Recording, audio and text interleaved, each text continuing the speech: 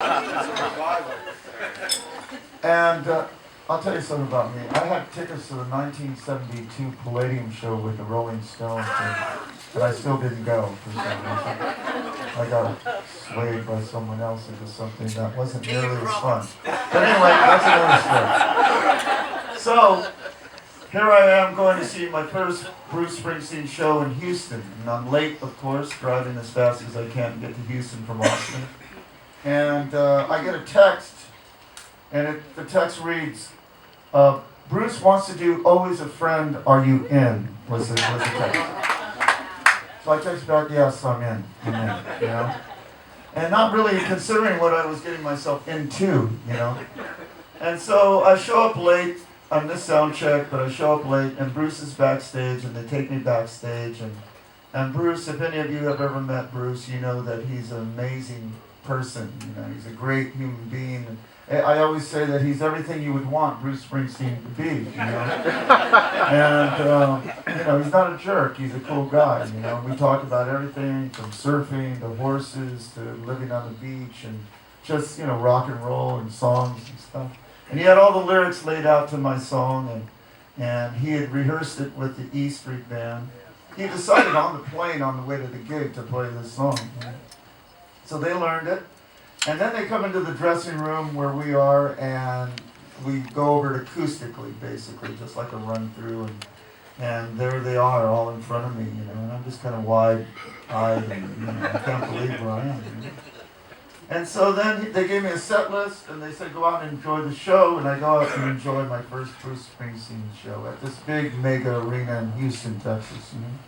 And it was an amazing show, I must say that. It kind of revitalized my faith in rock and roll, you know? And, no, it really was, because I'll tell you why, because, you know, I hadn't been to an arena rock show in years. The last one I went to was AC/DC, you know?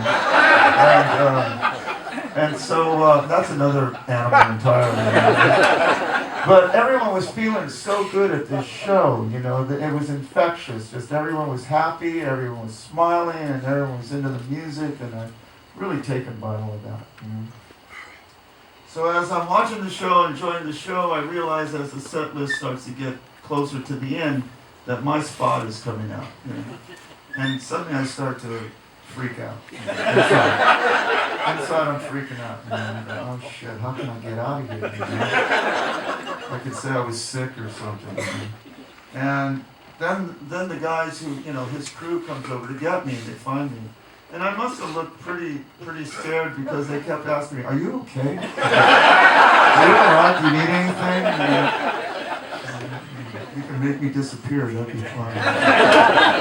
So then take me to the backstage, and at the back of the stage, and he comes down after their last song, and he starts telling everybody what to do, and he goes, Alejandro, get up here, you're not getting away this time. And he says, but let me give you an introduction, you know. And he gave me the most beautiful, long introduction about Texas songwriters, about my songs. You know, he'd been playing my songs before his show for years, you know, but we'd never met or anything, you know.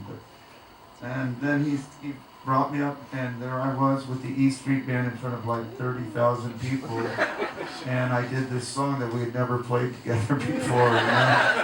And I've said it that it was like dropping into a 30-foot wave or something, you know, if you've ever surfed, or driving a Maserati or something. You know, it was amazing. It was an incredible experience, and it really did change my life. And you know, Chuck and I, when we write, Chuck Prophet and I, we really just try to show off for each other. You know, we're just like two electrical charges in the same room trying to outdo each other. So he was in Sweden when all this went down, and he got to go to this place called Nudie Jeans, we both love clothes and love Nudie Jeans. So he was about to tell me on his computer, he went back to his room with his, you know, cachet of stuff that he'd gotten, and was going to write me and tell me like what a great find he'd gotten, thinking that I'd be pissed off about it, you know. And he said, just as he turned on his computer, he saw a message from his friend, and his friend says, you might want to look at this. And it was a YouTube of me singing with Bruce Springsteen.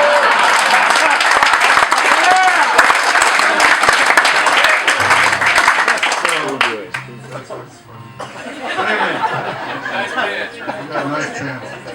Good luck with those pants. Anyway, this is a song that we sang, and I want to give it, I want to pass it on to Jim and all of you, really. For all the years that you've come to see me, some of you have been to many of my shows and supported me when I was sick. And I really appreciate that. It means a lot. And if it wasn't for you guys, I wouldn't be able to do what I do, and I love what I do. And let's have another big round of applause for Mr. Jeff.